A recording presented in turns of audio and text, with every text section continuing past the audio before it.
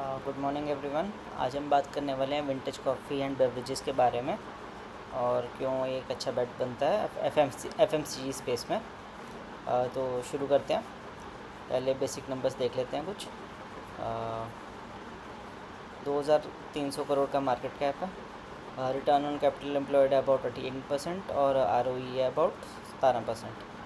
और अगर हम प्राइस देखें तो आज चल रहा है अराउंड 160 रुपये का रेट चल रहा है इसका। अगर PE रेशो देखी जाए इसकी तो जब भी IPO आया होगा उस टाइम पे तो ये बहुत एलिवेटेड PEs पे चल रहा था, अराउंड 60 या 50 के आसपास।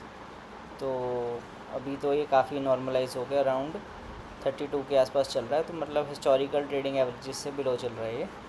प्राइस टू बुक भी अगर देखा जाए तो अराउंड मीन के अराउंड ही चल रहा है, 4 के आसपास। जो इसका मीन है अराउंड 4 मीन बैठता है, अराउंड 4.5 का मीन बैठता है, 4 के आसपास है। तो फेयर वैल्यू पे है आज की डेट पे। तो मोटा मोटी अगर आप देखें इसको तो ज़्यादा डी रेटिंग का कोई स्कोप इसमें ज़्यादा है नहीं, क्योंकि आगे की गाइडेंस इसकी बहुत स्ट्रॉन्ग है। तो आगे गाइडेंस वगैरह और रेवेन्यू भी देख लेते हैं। लास्ट ईयर ग्रोथ की है इन्होंने, अबाउट 80% की रेवेन्यू ग्रोथ है और 80% की प्रॉफिट ग्रोथ है। तो ये तो हमारे लास्ट ईयर्स के नंबर हो गए ना। अब इन्होंने फ़िलहाल के लिए जो इन्होंने फ्रीज ड्राइड कॉफ़ी का एक प्लांट लगाना है, उसके लिए इन्होंने कहा है कि हम अपने जो इंटरनल कैश एक्रूवल होगा उसी को यूज़ करेंगे, कोई ये QIP नहीं करेंगे। और 3-4x बुक पे QIP करने से मतलब शेयर होल्डर्स का नुकसान ही है, कोई ख़ास बेनिफिट नहीं है शेयर होल्डर्स को। तो ऑपरेटिंग कैश फ्लो इनका पॉजिटिव ही है। और ये तो बात होगी नंबर्स की। अब फॉरवर्ड गाइडेंस की बात करते हैं। तो करंट ये तो करंट इनकी जो कैपेसिटी है वो अराउंड 7200 मेट्रिक टन की है स्प्रे ड्राइड कॉफ़ी की। और अगले 2 साल में बाय FY28 एंड ये कैपेसिटी हो जाएगी इनकी 10,500 मेट्रिक टन की। और बाय FY28 इन्होंने अभी एक नया फ्रीज ड्राइड कॉफ़ी का भी प्लांट लगाया है, जिसकी कैपेसिटी हो जाएगी अराउंड FY28 से वो मतलब ऑपरेशनल हो जाएगा। तो अराउंड 1500 से 1800 मेट्रिक टन वो भी कंट्रीब्यूट करना शुरू कर देगा बाय FY28। तो इन्होंने कहा है कि ऑलमोस्ट कैपेसिटी जो है अबाउट अब कह लीजिए मोर और लेस डबल हो जाएगी 2 इयर्स में स्प्रे ड्राइड की। और बाय देन मतलब कैपेसिटी तो डबल ही हो जाएगी ना, फ्रॉम 700 टोटल जो है 700 200 से अबाउट 12,200। बट जो FY30 तक जब वो कंट्रीब्यूट करने लग जाएगा फ्रीज ड्राइड कॉफ़ी का भी प्लांट, तो इनकी ऑलमोस्ट कैपेसिटी डबल हो जाएगी 7,200 से 15,400 FY30 एंड तक। बट इसमें जो शिफ्ट है फ्रीज ड्राइड कॉफ़ी का वो काफ़ी ड्रामेटिक आएगा ना, क्योंकि उसमें मार्जिन्स ज़्यादा अच्छे रहते हैं। फ्रीज ड्राइड कॉफ़ी में प्रीमियम कॉफ़ी रहती है, जो मतलब बाहरले देशों में ऑस्ट्रेलिया, जापान, कोरिया वहाँ बहुत पसंद की जाती है फ्रीज ड्राइड कॉफ़ी, क्योंकि जो इसका अरोमा है कॉफ़ी का, जो टेस्ट है वो इंटैक्ट रहता है फ्रीज ड्राइड कॉफ़ी में। तो जैसा है मतलब रेवेन्यू तो अब जो इसका है अराउंड 550 से 1230 जाएगा, पर पैट में मेजर जंप आएगा ना, क्योंकि जो मार्जिन्स हैं वो एक्सपैंड करेंगे in the coming 5 years from current 72 crore to about 240 crore. तो जैसे बिटा मार्जिन अभी का 18% से 24-25% की तरफ जाएगा। तो अगर हम आज के रेट के हिसाब से बात करें, अगर 3 टाइम्स पैट होगा तो आप मान लीजिए कि जो करंट प्राइस टू बुक है इसकी डी रेटिंग का कोई ख़ास स्कोप है नहीं। तो अगर पैट 3 टाइम्स होगा तो शेयर प्राइस भी कम से कम भी 3 टाइम्स तो होना ही चाहिए बाय FY30 एंड। तो ये तो प्रॉपर स्टोरी बनती है जो नंबर्स के हिसाब से बनती है। अब थोड़े बिजनेस फंडामेंटल मोड्स की बात कर लेते हैं कि क्यों, मतलब हमें रिस्क्स भी जानने हैं ना कि क्यों हम इसमें इन्वेस्ट करें, कि क्या हमें लगता है कि ये इस स्केल तो कर रहे हैं, क्या डिमांड है वहाँ पे, क्या टेलविंड्स हैं उस सेक्टर में। तो हमें ये अभी जज करना है कि वो सब चीज़ें ठीक बैठती हैं कि नहीं बैठती।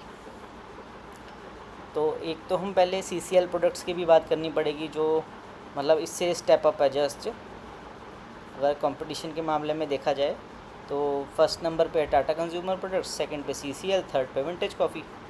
अब CCL प्रोडक्ट्स इसी सेम कैटेगरी में एक मतलब अलोंग द कर्व थोड़ा सा आगे है।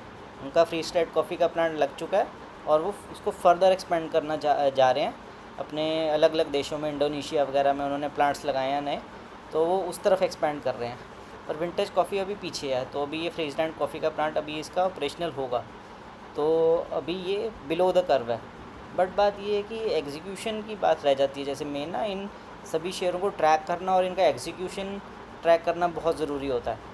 तो जैसे जैसे हम इसका एग्जीक्यूशन ट्रैक करते रहेंगे कि प्लांट्स टाइमली लग रहे हैं और प्लांट्स टाइमली लग रहे हैं तो और एग्जीक्यूशन जा रहा है टाइमली, तो ये गोइंग फॉरवर्ड अच्छा खासा पैसा बना के देगा अपने इन्वेस्टर्स को। और अगर हम ROE की बात करें तो ROE भी एक्सपेंड करेगा अराउंड 17 से अबाउट, अगर मार्जिन डबल होंगे तो अराउंड 25% के आसपास तक तो ROE भी जाएगा।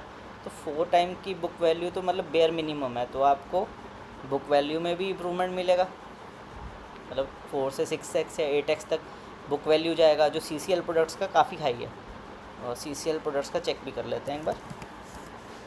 CCL प्रोडक्ट्स का प्राइस टू बुक चल रहा है जी अराउंड 6.8 का, तो 4 से 6-7 तक ये इसका प्राइस टू बुक भी जा सकता है। और उसके अलावा जो पैट ग्रोथ है वो तो मिलना ही मिलना। हम बात करने वाले थे जैसे मोट और उसकी ना, तो उसमें क्या है कि जो कॉफ़ी स्पेस है उसमें बहुत ज़्यादा मैटर करता है कस्टमर के स्पेसिफिकेशंस। अब जो जैसे टाटा कंज्यूमर प्रोडक्ट्स है वो मतलब विंटेज कॉफ़ी के डायरेक्ट कॉम्पिटिटर नहीं है। वो उनका जो टारगेट ऑडियंस है वो अलग है, विंटेज कॉफ़ी की अलग है। अब विंटेज कॉफ़ी जो भी कस्टमर डिमांड करता है, जैसे ऑस्ट्रेलिया, कोरिया, यूरोप से ऑर्डर आते हैं, एक तो ये भी बेनिफिट है कि इनकी ज़्यादातर सप्लाई बाहर है, तो मतलब जो फॉरेक्स का गैप है, मतलब जैसे इंडिया की करेंसी तो वीक होती रहती है, तो इनको वो भी एडवांटेज थोड़ा सा मिलेगा क्योंकि मेनली इनके एक्सपोर्ट्स हैं। तो जो कॉफ़ी की स्पेसिफिकेशन रहती है, अब जैसे आप ऐसे सोचिए ना कि ये कॉफ़ी में आजकल कितने फ्लेवर्स आने लग गए हैं। जैसे कोई आप कह लीजिए इन्फ्यूज कॉफ़ीज़ आने लग गई हैं, कोई वनीला फ्लेवर, कोई कितने सारे फ्लेवर्स आने लग गए हैं। और उसके सैशेस, छोटे सैशेस, अब ये खुद अपनी पैकेजिंग को भी वो कर रहे हैं कि पैकेज्ड में बेच रहे हैं। वो मतलब लूज़ तो बेच ही रहे हैं, पैकेज्ड में इनके मार्जिन ज़्यादा बेटर रहते हैं, तो ये उनकी तरफ भी मूव कर रहे हैं। प्लस इनको जो है कि जो कस्टमर की स्पेसिफिकेशंस रहती हैं उनकी एग्जैक्ट स्पेसिफिक, मतलब आप समझिए ना एक इनको अच्छा खासा टाइम लगता है एक कस्टमर को एक्वायर करने में या उसकी स्पेसिफिकेशंस को मीट करने में। तो वो भी एक मोड की तरह काम करती है कि इतनी जल्दी कोई कस्टमर दूसरे पे शिफ्ट नहीं हो सकता। और आप ऐसे कह लीजिए कि जैसे अगर मेरा विंटेज कॉफ़ी से एक प्रोडक्ट चल रहा है तो मेरे को 8 से 10 महीने दूसरी कंपनी के साथ स्विचिंग कॉस्ट लग जाएगा, उससे ट्रायल एंड एरर करने में। मेरे हिसाब से उसका टेस्ट और स्मेल और उसका अरोमा सब कुछ अपने मेरे स्पेसिफिकेशन के हिसाब से होने के लिए उस चीज़ में मेरे को शिफ्ट करना पड़ेगा, तो इतना इजी नहीं है। इनसे जो कस्टमर हैं वो काफ़ी स्टिकी हैं for both CCL products and vintage coffee. जो इनके हैं वो इन्हीं के साथ रहेंगे जो CCL के हैं। और जो फर्दर है, जो मतलब अगर आप ऐसे भी सोचिए कि जो वर्ल्ड ओवर है जो कॉफ़ी ड्रिंकर्स हैं उनकी as a percentage of population improve होती जा रही है। कि अगर सपोज आज 10% है तो ये 15 या 16% तक हर कंट्री में इंप्रूव होती जा रही है। जैसे अमेरिका में ये कॉफ़ी ड्रिंकिंग पॉपुलेशन बहुत मतलब as a percentage of total population बहुत बढ़ती गई, तो आज वो काफ़ी मतलब उनकी पॉपुलेशन में काफ़ी ज़्यादा लोग कॉफ़ी पीते हैं। इंडिया में अभी पेनिट्रेशन कम है, बट ये भी बात इक्वली सच है कि वर्ल्ड ओवर ये ट्रेंड देखा गया है कि जैसे जैसे लोग लो क्लास से मिडिल क्लास से हायर क्लास जाते हैं तो वो कॉफ़ी की कंजम्पशन उनकी बढ़ती ही बढ़ती है। तो जैसे वर्ल्ड ओवर प्रॉस्पेरिटी ज़्यादा बढ़ेगी तो कॉफ़ी ड्रिंकिंग पॉपुलेशन ने तो एक्सप्लोड करना ही करना है। तो वो है हमारे डिमांड टेलविंड्स, इनकी कस्टमर स्टिकीनेस है, इनकी मोट।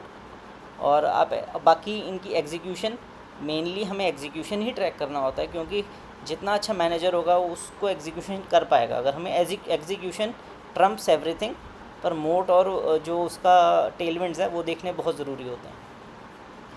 तो ये है बात total vintage coffee and vintage coffee की। CCL प्रोडक्ट्स की भी हमने साथ ही साथ बात कर ली है। अगर आप CCL प्रोडक्ट्स के बारे में भी देखें, मतलब आप इसकी ग्रोथ भी चेक कर सकते हैं कि जितना ये करेगा उससे तो ज़्यादा करेगा ही करेगा ना विंटेज कॉफ़ी। इसकी लास्ट ईयर की है 44% और प्रॉफिट ग्रोथ है 25%, ROE है अबाउट 18% का।